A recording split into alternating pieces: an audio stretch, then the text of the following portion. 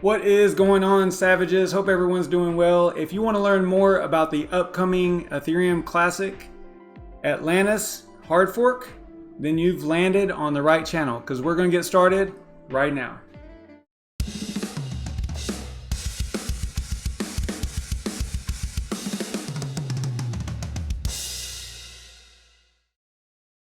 Welcome to the SavageMine YouTube channel. If this is your first time here and you want to learn more about crypto mining and crypto related projects, you can get a daily dose of it just by clicking the subscribe button and the notification bell right now so you don't miss out on anything. And you'll also want to follow me on Twitter. It's at SavageMine over there.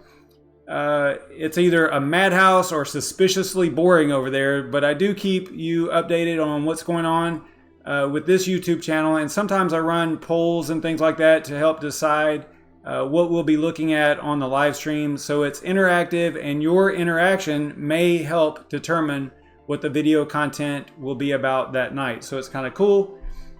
Be sure to follow me over there as well. And let's take a quick look at what I am mining.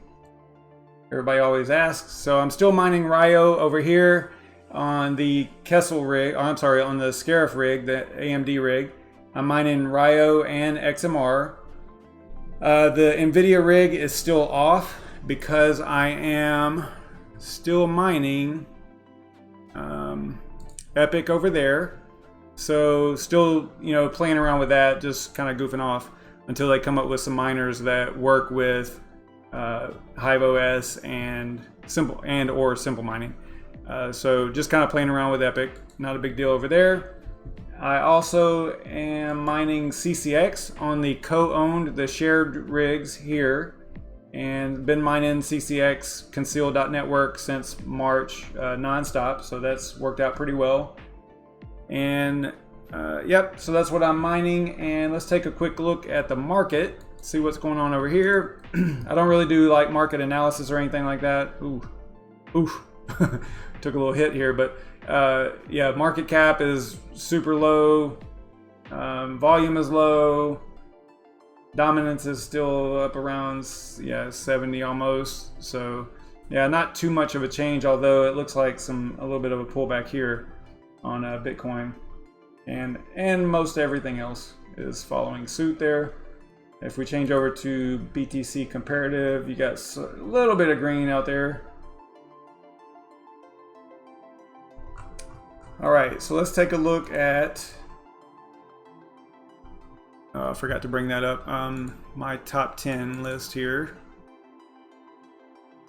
So it looks like this, and we'll just, I'm just gonna go through this and look at the value of each one on CoinMarketCap.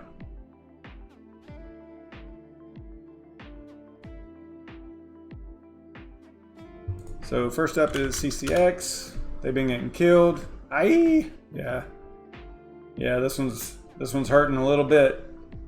But everything's down, so I mean, I'm kind of attributing a lot of that to just overall sentiment and market dynamics. So let's look at Raven. Raven is still sitting around 3 cents, constantly suppressed by the ASICs and stuff like that. That's going to be ending. Hopefully you'll see something great come out of Ravencoin on October 1st whenever they hard fork, but to the new algo. I don't know what kind of effect it should have. I mean, I know what it should do because it should kick the ASICs off the network, but we've all seen how things sometimes it just works different than what you think it should. So let's look at Swap. Swap's up a little bit. That's good to see. Check out Ryo. Ryo's under 2 cents. They're getting hurt a little bit. Such a great project. I hate to see the USD value of that go down like that, but let's look at Loki. Kind of in the same boat, pretty much. A lot of this is, there's a lot going on in the background. I think that there's just I used to say this a lot about privacy coins, and I mean, if you look at my top 10, they're mostly privacy coins. And I think that it's such a niche because, they'll never be accepted as far as by governments or anything like that, or even U.S. based exchanges that I know of. I don't know of any that do anything with privacy coins. So as far as liquidity and stuff like that, with these going back and forth between a fiat and the actual crypto, it's going to hurt them for sure. I think overall it'll hurt, but hopefully in the long run they'll pull out and pull away and be good to go.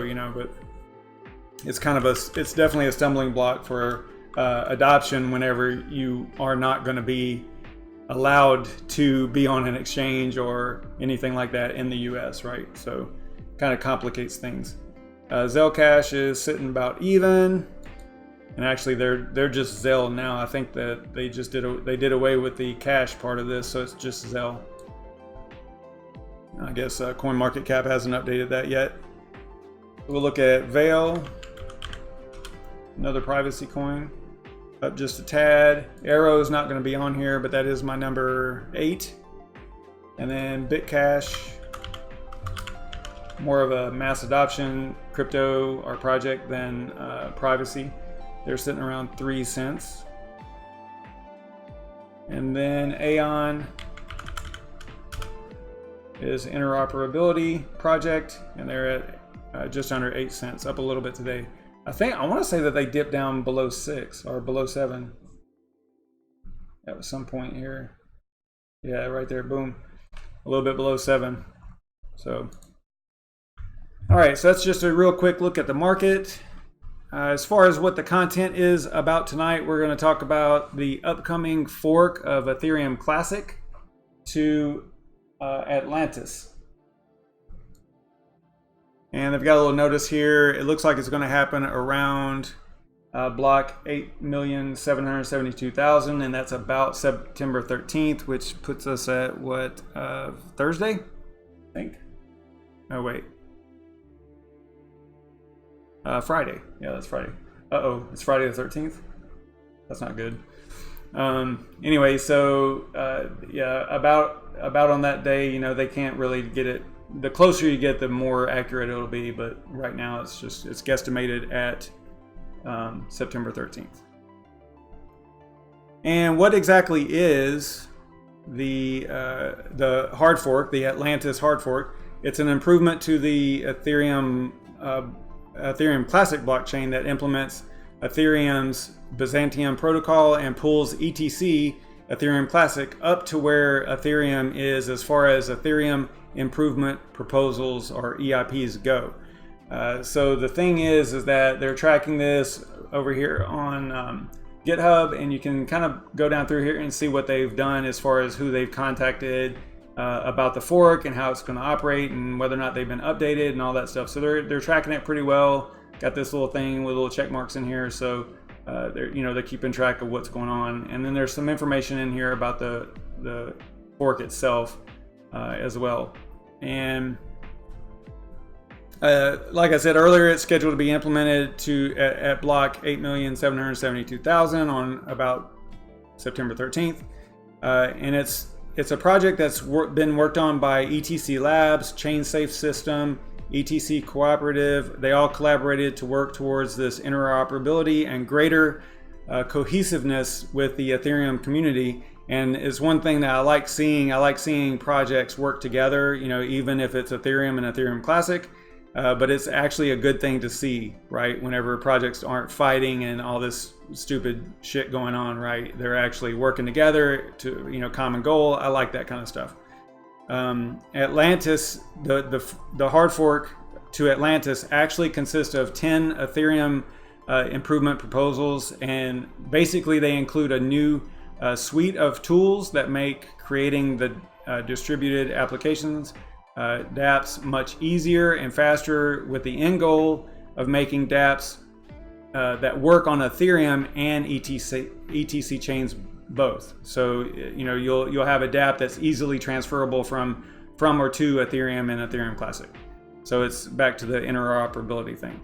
The updates will also provide a more predictable Ethereum Classic issuance rate and better performance, because they're going to implement an EIP that actually debloats the network by removing empty accounts, and that's something that Ethereum did a while back, for efficiency and things like that. In short, the fork will allow Ethereum and Ethereum Classic to transfer data and value much more easily in the spirit of interoperability. So that's basically the main goal. Now, I guess that most likely everyone has this big question about, how, for at least the question for us miners is, and what's ever on everyone's mind is, how does this affect us crypto miners? It doesn't. Stay savage.